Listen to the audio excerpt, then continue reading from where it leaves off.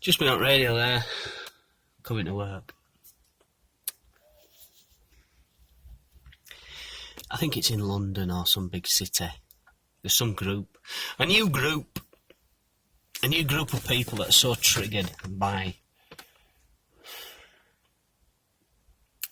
Well, they're triggered anyway. And they've taken it upon themselves to let people's tyres down. People who've got SUVs. They're targeting SUVs, apparently. Because SUVs are the root of all evil. SUVs are the reason why, you know, whatever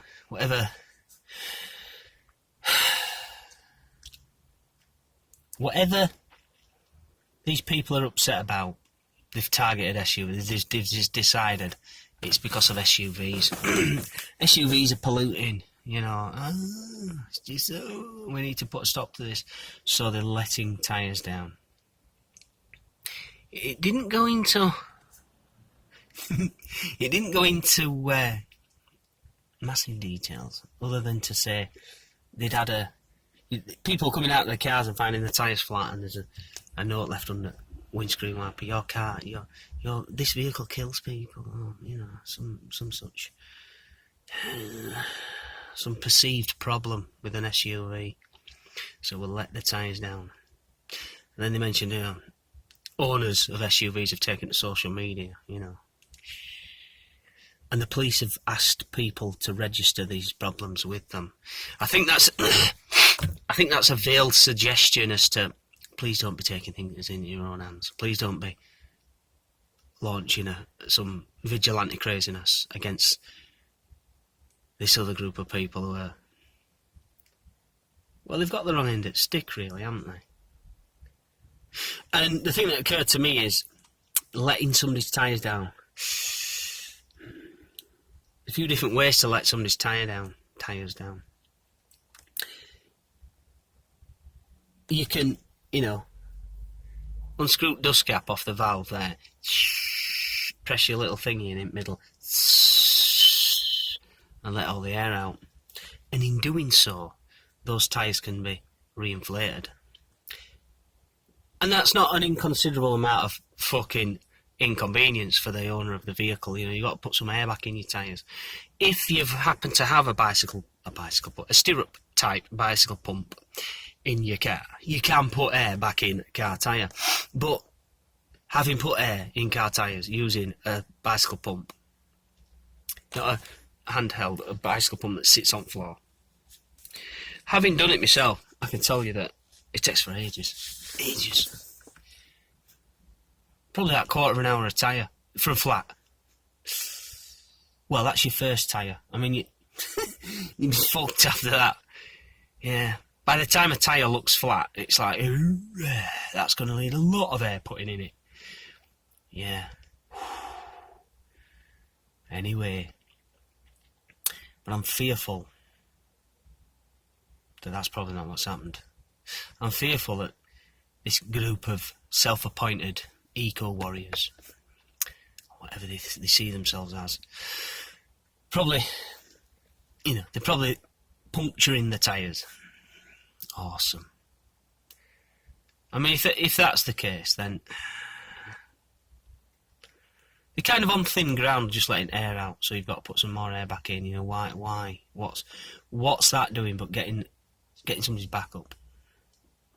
That person with a big SUV, what they're going to do? Are they going to suddenly realise, oh, I need to sell this vehicle and get another one, a smaller one? I'm going to downsize. No fucking cunt buys an SUV unless they need to. No.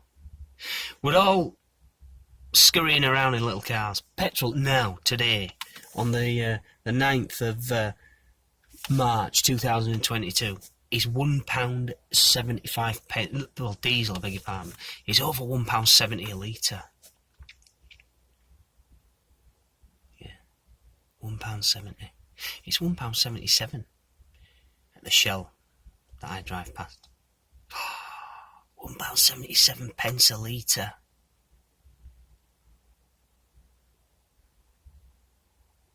And you've got a big SUV. Oh, how much fucking fuel are you fucking chewing through every week? Oh, fuck me. I'll let your tyres down, that'll help you. That's going to help you, innit? That's going to put into your head the idea that, oh, do you know what?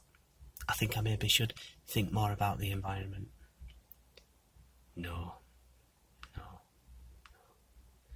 Not in the fucking slightest. As I say, that's given the first scenario that they're diligently just letting the air out so the tyres can be reinflated. But I'm fearful that that's not the case. I'm fearful that they're fucking putting holes in tyres. So you then need to have your tyres replaced on an SUV. And put aside the cost. I mean, we've already established that somebody buying an SUV mustn't be short of money because they're filling the fucking thing with fuel. So yeah, it's going to piss them off that they've got to buy new tyres at whatever sort of price. But what about the environmental impact there? That set of tyres that were on that car, how much life did they have left in them before you slashed them?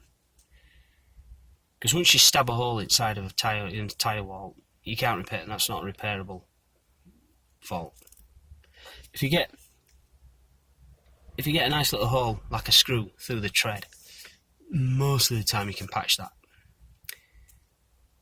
There's certain areas on the tread, again, if it's near the sidewall, you're not going to get it done.